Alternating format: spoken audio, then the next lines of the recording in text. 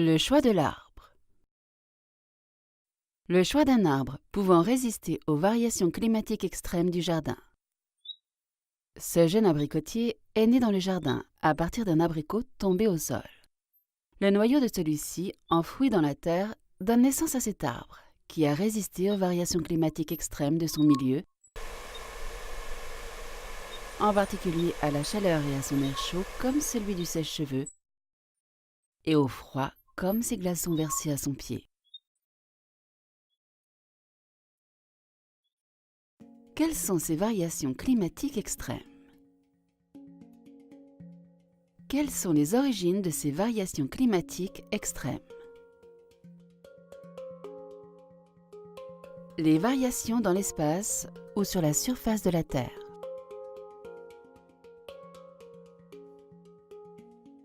Chaque révolution de la Terre dure 24 heures, 12 heures de soleil et 12 heures de nuit, qui se succèdent infiniment. Au sommet de la Terre, il y a le pôle Nord et le pôle Sud. À chaque pôle règne en permanence une température allant de 10 degrés à moins 88 degrés, avec une moyenne de moins 34 degrés. Du fait qu'il reste loin du Soleil, on peut dire que le globe terrestre tourne en permanence autour d'un axe vertical et qu'en allant d'un pôle à l'équateur, qui constitue son plus grand diamètre horizontal, on s'approche progressivement du Soleil pour être le plus près de lui, à l'équateur.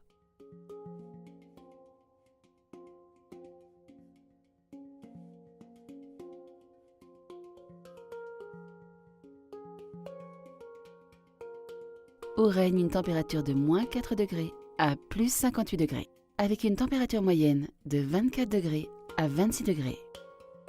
Les variations climatiques extrêmes dans le temps, dans un milieu donné. La rotation annuelle de la Terre autour du Soleil est de forme elliptique.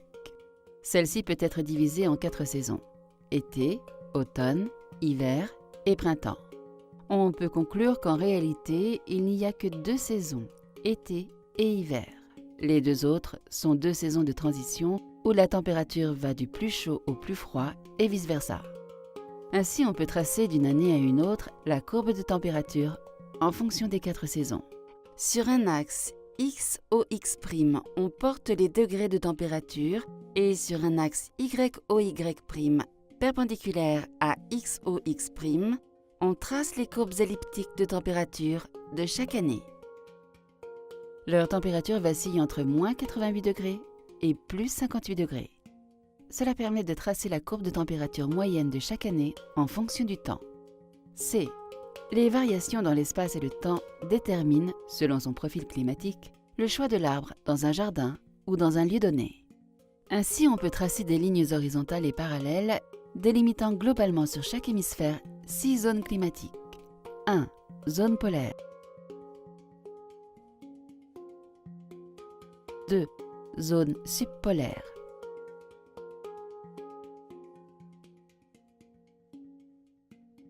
3. Zone à climat froid. 4. Zone tempérée.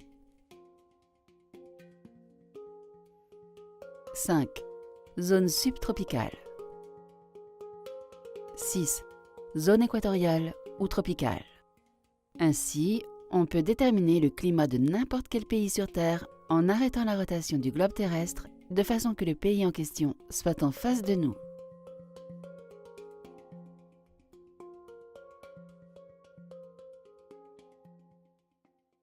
Chaque espèce d'arbre possède un profil climatique qui lui est propre.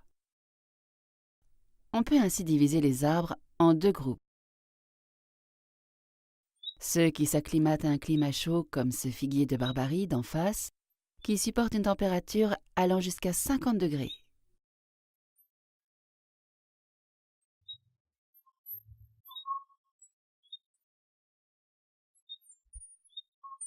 Et ceux qui s'acclimatent à un climat froid allant jusqu'à une température de moins 35 degrés. Il s'agit des arbres du climat tempéré, chevauchant légèrement sur les zones froides ou subtropicales. Ainsi, on peut citer la rusticité des arbres fruitiers dans l'ordre d'apparition de leurs fruits. 1.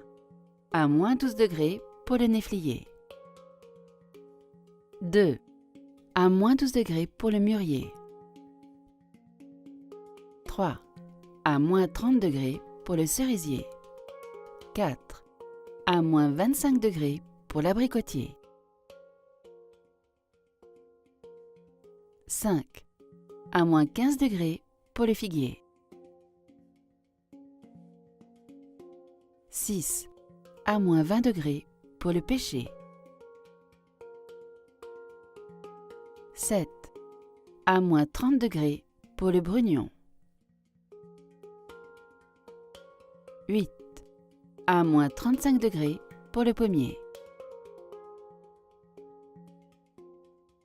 9. À moins 25 degrés pour le prunier. 10. À moins 30 degrés pour le poirier. 11. À moins 25 degrés pour l'amandier. 12. À moins 30 degrés pour le noisetier.